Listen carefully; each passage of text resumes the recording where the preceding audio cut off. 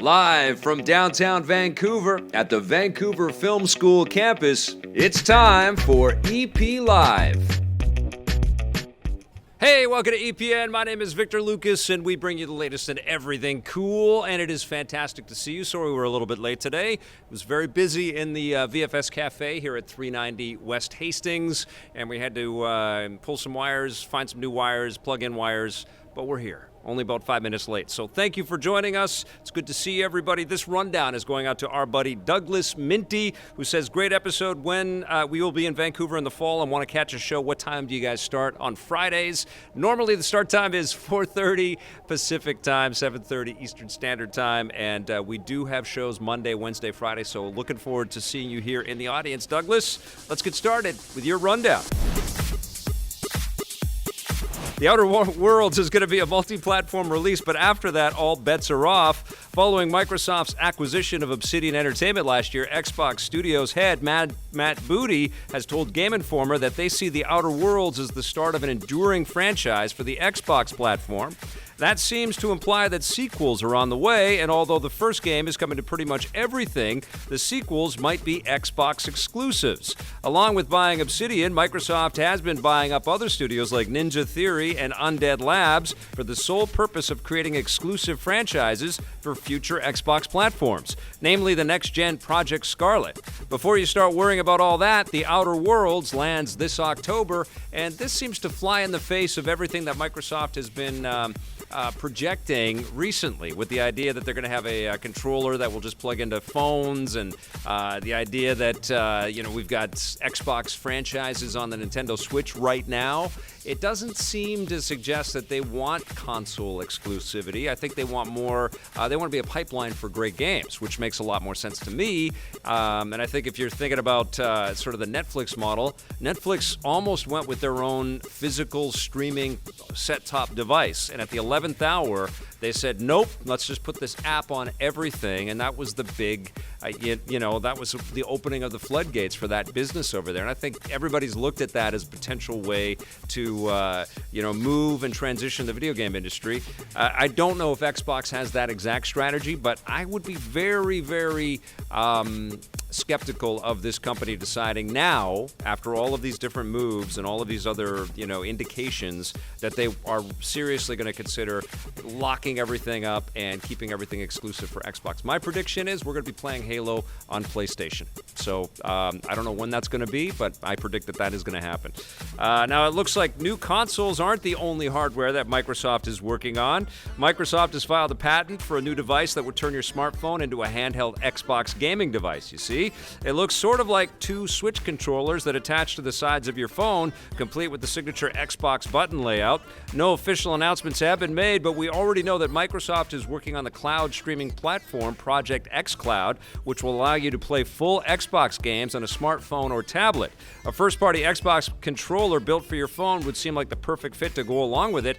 xCloud begins testing later this year. This is exactly the model that I think Xbox is predicting for themselves and putting forward for themselves. They are going to be a platform pipeline. They're going to be an opportunity to let people engage with their content in a million different ways, and I think that's going to ultimately be very successful. I think it's going to be incredibly difficult for consoles or platform controllers or owners to keep things exclusive in the future. I think that we are moving into games as digital assets for sure, but I think the move is going to be more, whatever screen you see is going to be a conduit to entertainment. And that's true in movies, it's true in music, it's true with books and comic books, and I think it's going to be true for video. I don't know how video games can be that last holdout. It's worked for the business for a long time, but Google's investment into Stadia is basically putting a line in the sand saying, we want people to be able to play games anywhere they want. Anywhere they want to. Anytime they see a screen, they should be able to jump into a AAA game. And I don't know how you compete with that if you're in the game selling business or the game propagation business. You want to try to get as many people in as you possibly can. I think Xbox sees that. I think that's what they're going to do. And I think we're going to be playing Halo on PlayStation. All right, I think that's going to happen. All right, now the next Call of Duty game isn't out yet, but fans have already started to worry about the next Call of Duty. Rumors have come in that next year's entry in the military shooter franchise will be another installment of the Black Ops series. YouTuber Long Sensation, who has accurately reported Call of Duty leaks in the past, claims that the new game has the working title Black Ops 5 and, like previous entries, will take place during the Cold War. Whatever the new game is, we do know that it's being handled by Black Ops 4 developer Treyarch, which reportedly took over from original developer Sledgehammer Games earlier this year. Activision has already stated that they'll continue the annual release cycle of the franchise, so expect new games every year well into the future. The latest, Modern Warfare, lands in October, and I have to be honest, I'm having a really tough time keeping track of all of the Call of Duties and all of the subtitles. I'm very excited for Modern Warfare. I've gotten my hands on it, and I played it, and I saw a big chunk of the single player, and it's super exciting. If Treyarch is working on something that Sledgehammer used to do, and it's a Black Ops game, I'm sure they're going to do a fine job with it, but it's very hard for me to kind of speculate as to what kind of game it's going to be.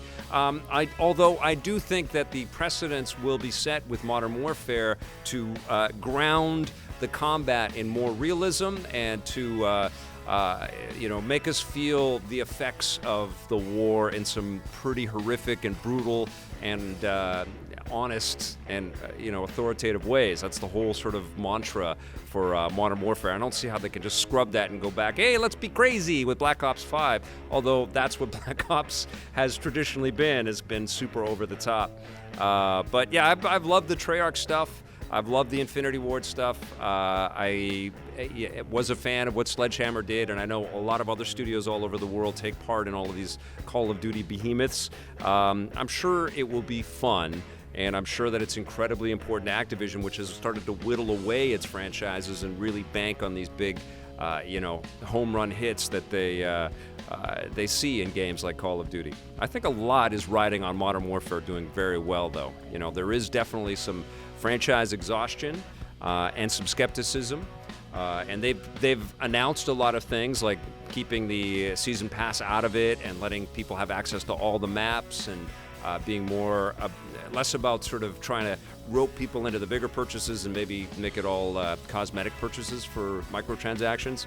But they're sort of playing from the standpoint that they want gamers to be feeling like it's a value overload with Modern Warfare. So let's see if that works for them, and if it does, how much that influences the future of the Call of Duty franchise. One thing is for sure, though, it's going to look pretty because it's going to be on the new machines next year.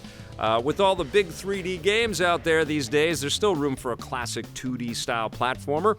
Developer Frozen Byte has announced that the new puzzle platformer Trine 4, The Nightmare Prince, will hit consoles and the PC on October 8th. The game is a return to form for the series, doing away with the action-oriented 3D perspective of the last game in favor of the 2D platforming and puzzle mechanics of the first two entries. In Trine, players use 3 different characters with unique abilities and then use them together in order to overcome obstacles and battle enemies.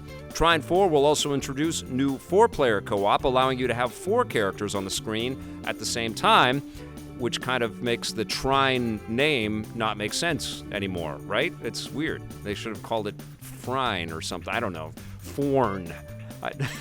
But I like the Trine games. They're super fun and super beautiful, and we got a nice big hands-on and a generous look at different levels and stages in Trine 4 when we were at E3, and it put a big smile on my face. The puzzles seemed insidious. It seemed to me, which is part of the fun, it seemed to me that the developers knew exactly how to fix and solve everything, but I was scratching my head going, how the hell did they know to lift that rock over there and then generate that globule and jump on there and push all the bad guys over there? I didn't know how they did it, but they did it, and it looked beautiful. I'm looking forward to this game in a big way, and kudos to Frozen Byte to getting up to number 4 in a game franchise. That's hard to do for anybody, and they've done it, so that's very cool. All right, you guys, we have an incredible guest, and I want to get to our conversation with Mike Micah right now. But first, let's take a look at this day in Everything Cool.